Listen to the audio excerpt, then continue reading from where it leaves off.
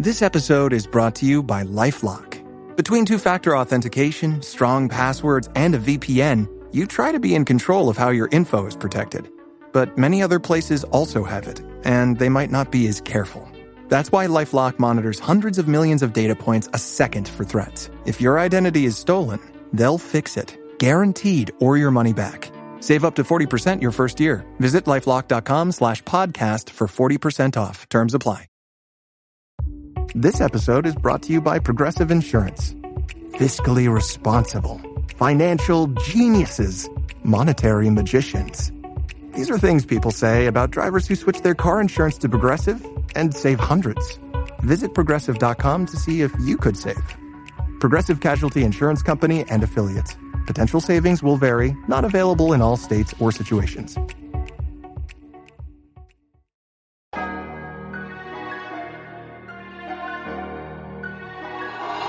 Hey, Mama! Mo's made a beat again!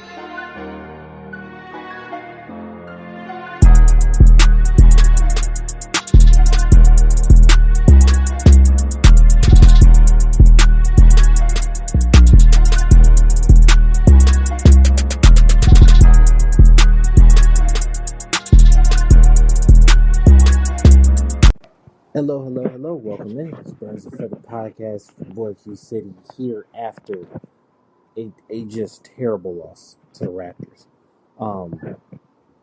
Bro, I think coming away from this game, we are just so damn average. And that's the part that, that's what sucks. It's very evident that we don't have the firepower like other teams in the East, right? Definitely not teams in the West. And it leads to us losing to 7-win teams, right? The Raptors have been terrible all year long. They've been bad, you know what I'm saying? And they came in here today, scored 120 points, right? Beat us up on rebounds, was able to. They didn't even have a particularly great shoot night. I stayed. I tried to listen to the press conferences and excuses and everything. I don't have the stats in front of me because I'm just giving an off-the-cuff reaction. Bro, I'm sick. That was a terrible loss. There was no reason for that loss. First half, we were down as much as 15. And I understand. I understand the game plan changes. It's the second night of a back-to-back, right? But one, you're home, right? So you didn't have to travel for this back-to-back. But it's the second night of a back-to-back. Jalen goes out super early in the game. Really concerned about that shoulder at this point because it kept him out for about 3 weeks earlier. He was in some obvious pain, went to the locker room. He never even came back out, right? So, are we talking torn labrum? Are we talking, AC joint? What's going on? What's going on there, right? So, I get that. Jalen's out. Zach's been out. He's going to get reevaluated at the end of the week. Then you got Clint was also out, right? Not a good. We'll get to Big O. Clint was out. And so it's like, yo, we are getting thin. Roddy got big minutes tonight. Dominic got big minutes tonight. We're small. You know what I'm saying? We have no true rim protection. It was an ugly game to watch. And down the stretch, we had spots. I know most people will be like, Trey shouldn't have went for that three. I think, were they down 1, down 2? It might have been down too late. Trey went for 3. No, they had to be down 1. Yeah, because Trey went for 3, then they fouled. Buddy hit the 2 free throws. They was down 3. Coming out of the timeout, the first, I get it. You were trying to see how they were going to play you on that first timeout. It looked like a dummy play was drawn up just to, see how they were playing you off the inbound. And then you line up in a stack, and out of your stack, they covered it. You have to go for the 3. So, roll action to the rim and then a pass out to the corner because you have 2.7. Big O was able to get the ball, dribble, lean, and let go. You know what I'm saying? So, At 2.7, you can get an action to the rim, and then if you're in the middle of the court, you're in the middle of the court, play 1 and 4 out off a stack, and have him shoot to either corner or top of key. And I get it. You don't want the ball to travel too far in the air, and then you rush the shot mechanic. But like, give yourself a shot. Big O taking that shot, your last shot of the game. I guess Trey took your last shot that mattered, but still, no one like that. No one like that. But I'm not even here to bang on Quinn's coaching because I don't think he did a really bad job. I think he's just been kind of dealt a crappy hand. Now, the thing I will say, a coaching move that I have been calling for since the middle of last year is now really starting to look rough, right? So, O's been in the starting lineup. To be fair, we have not seen O with the full starting lineup, right? Veet has been in because Zach's been out. We are really struggling at the backup point guard position. We are going to have to make a move at the trade deadline. And what's it called? Jalen's going out. But in the 3 games in a row he started, we are 0-3, right? Tonight, Big O was 19-12 or 19-11. Either way, right up under 20 points, right over 10 rebounds. Productive against a team that, is starting Kelly Olynyk and Chris Boucher. These are older guys. These are guys who are good for Toronto's culture and building with the young guys. But like, you're not going against like world beaters here, right? Your boy that was drafted super high, like number 5 overall. His name's escaping me right now. Big European center dude.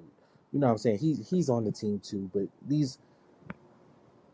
you shouldn't dominate these games. But like 19-11, that sounds about right for what you should have got from this team. Bogey was able to turn it back on, but now Dre is in a slump. Dre is in a hell of a slump. And I think it's because he got used to having that really big green light, being off the bench, being that spark plug.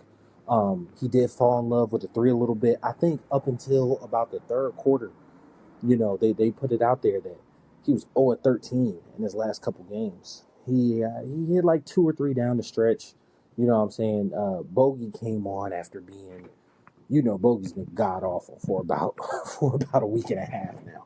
You know what I'm saying? So he was able to come back on. I just think guys are being stepped into roles that they just really aren't ready for. Do you move Veet? I don't know. I like him on the team. What are you going to get out of him? Garrison Matthews, who's had a couple hot flashes, just wasn't able to connect this game. I don't know if you move one of those core pieces like Dre, who is developed cleanly into a 6-man. If you move Clint, you got to be sure Larry's coming back. If Larry comes back, you really are just you really small down there. You know what I'm saying? Like, I kind of want to keep Clint for the size. Do you move Larry into his contract very, very early into his tenure? I like Larry. I think he can be a serviceable big. He provides depth, and you're not cleanly relying on another, no disrespect to Dominic, but another, D-League, G-League type of player, as a rotational big at that point in case one of your guys goes down. And it's not like we're really scalping the free agent market for bigs or guards. You know what I'm saying? Like, Quinn is kind of really pulling up a makeshift offense. And the part that's like crazy to me is like, we're not super up against the salary cap like that.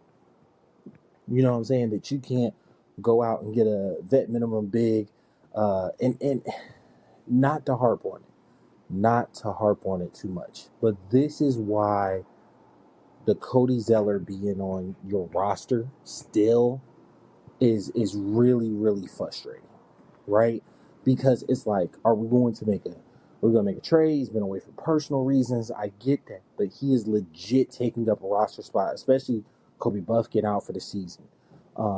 You're starting to see these injuries pile up with Jalen. And granted, we've been able to sustain. Tonight's loss moved us 22-22. We are playing 500 ball. But that's how I started off saying, like, we are so decidedly just freaking average. You know what I'm saying? We can beat the Celtics twice, and then we could lose to the Raptors.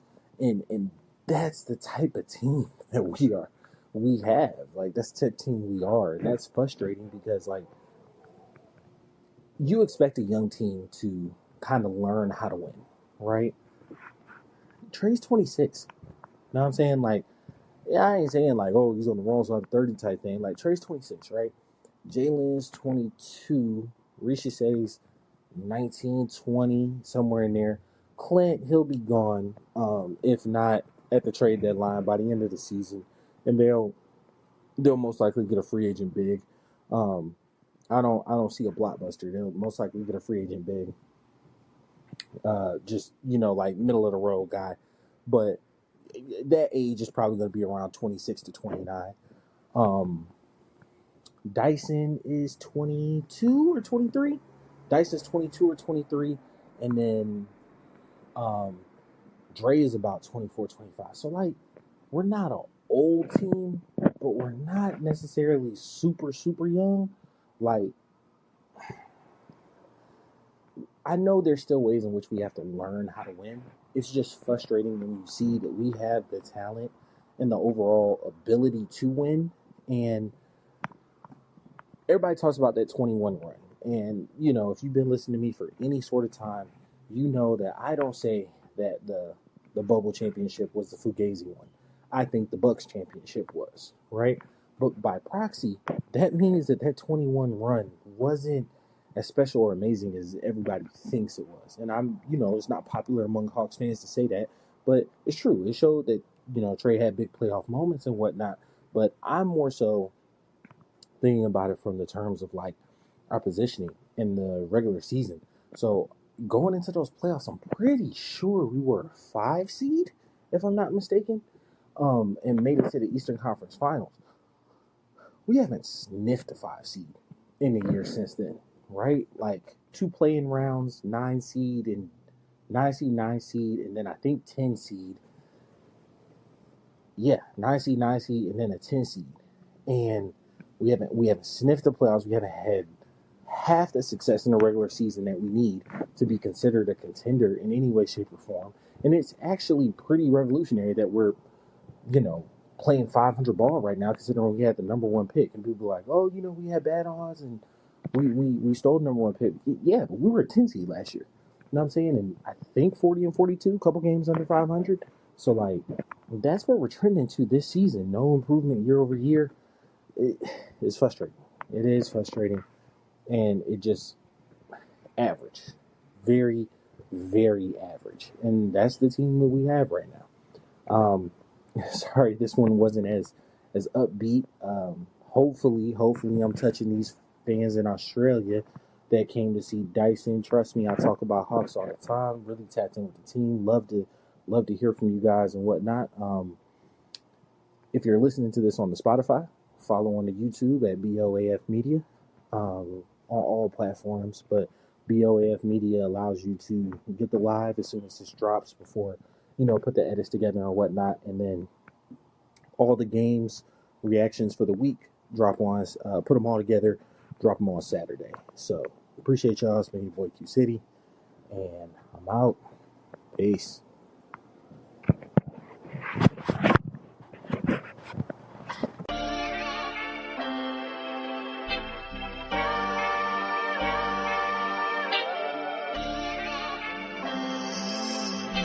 So